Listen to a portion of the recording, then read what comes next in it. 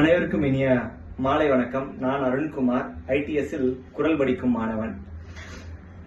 இம்முறை எனக்கு பரிந்துரைக்கப்பட்ட தலைப்பு ஸ்ட்ரென்த் மேனேஜ்மெண்ட், வலிமைகள் வசப்பட எனும் தொகுப்புல குரல் கற்றிருக்கிறேன். ஒரு உதாரணத்திற்கு, ஒரு கட்டுமானம் சிறப்பாக அமையணும்னா சின்ன சின்ன விஷயங்கள் அதனுடைய தரத்தை நாம் கூர்ந்து கவனிக்க வேண்டியிருக்கிறது. செங்கல், மணல், ஜல்லி, தண்ணீர், கம்பிகள் என ஒவ்வொரு விஷயத்திலையும் தரத்தை நாம் கூர்ந்து கவனிக்க வேண்டியது. ஏன்னா ஒரு விஷயத்துல தவறு இருந்தாலும் அந்த கட்டுமானம் என்பது பலவீனமாகிவிடும். அது போலவே நாம் செய்யும் செயல்கள் சிறப்பாய் அமையும் அப்படின்னா நம்மிடம் நிறைய வலிமைகள் வசப்பட்டிருக்க வேண்டும். அதை பற்றி தான் இந்த தொகுப்புல குரல்களை படித்திருக்கிறேன். வலிமைகள்னு பார்த்தீங்கன்னா முதல்ல தண்ணின் வலிமைகள் ஆரம்பிச்சு உடல் வலிமை, மன வலிமை, உடைமைகளின் வலிமை என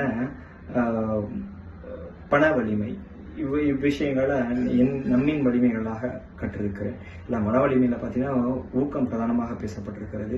அது போலவே உடைமைகளின்னு பார்த்தீங்கன்னா இருவேறு விஷயங்களா சொல்லியிருக்கிறாங்க. ஒன்று பார்த்தீங்கன்னா நடுவு நிலைமை, நீதி தவறாமை, இவ்விரண்டு விஷயங்களையும் உடைமைகளின் வலிமையாக பேசப்பட்டிருக்கிறது. ஸோ எண்ணின்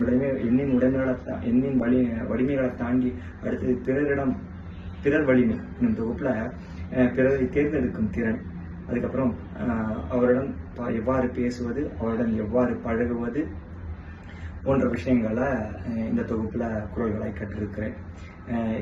இவ்விரண்டையும், நம்மின் வலிமைகளையும் பிறரின் வலிமைகளையும் தாண்டி அடுத்ததாக சூழ்நிலை வலிமை. நம் இடமறிந்து செயல்பட வேண்டும், காலம் அறிந்து செயல்பட வேண்டும். இந்த இடம், காலம் இவ்விரண்டையும் அலசி ஆராய்ந்திருக்கிறது இந்த தொகுப்பு தலைப்பில் குரல்கள். சூழ்நிலை வலிமை வசப்பட வேண்டும் இந்த தொகுப்புல.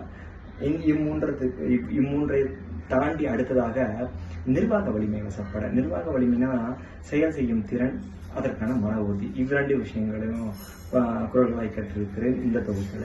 கடைசியாக இறையருள், அதாவது இறையருள் வசப்பட எனும் தொகுப்புலையும் உயிரின் வலிமை வசப்பட எனும் தொகுப்புலையும் இவ்விரண்டு தொகுப்புலையும் குரல்களை கற்றிருக்கிறேன். இவ்விரண்டு தொகுப்புகளும் கடைசியா இறையருள் பெறுவதற்கு ஒரே ஒரு வழிதான் அப்படிங்கிறாங்க. என்னன்னா ஊன் உண்ணாமை, புலால் மறுத்தல் என்பதைத்தான் பிரதானமாக பேசப்பட்டிருக்கிறது. அதுல பாத்தீங்கன்னா நீங்க 1000 வேள்விகள் செஞ்சாலும் செய்யலனாலும் பரவாயில்லைங்க, ஆனா ஊன் உண்ணாம இருந்தாலே போதும், இறையருள் கிட்டும் என்பதில் ஆரம்பித்து ஒரு குரல், உண்ணாமை வேண்டும் புலா அல் பிரிது புண் அது பிரிது ஒன்றின் புண் அது உணர்வாட்பிரின்.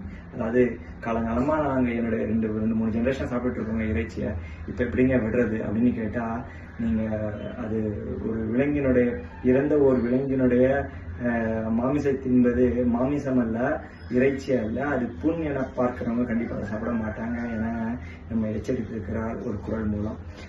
இந்த தொகுப்புல இவ்வாறாக வலிமைகள் வசப்பட என்னும் இந்த தொகுப்புல இவ்வாறாக நிறைய குரல்களை கற்றிருக்கிறேன். அதாவது நம்மின் செயல்கள் திறம்பட செய்யணும்னா, அதாவது ஒரு செயல் சிறப்புற அமையணும் அப்படின்னா இவ்வனைத்து வலிமைகளும் நாம் வசப்படுத்திக் கொள்ள வேண்டும். ஆகையால் ஒவ்வொருவரையும் இவ்வனைத்து வலிமைகளையும் வசப்படுத்திக் கொள்ள செயல் செம்மையுற இந்த தொகுப்புல குரல் கற்க விளைகிறேன். நன்றி, வணக்கம்.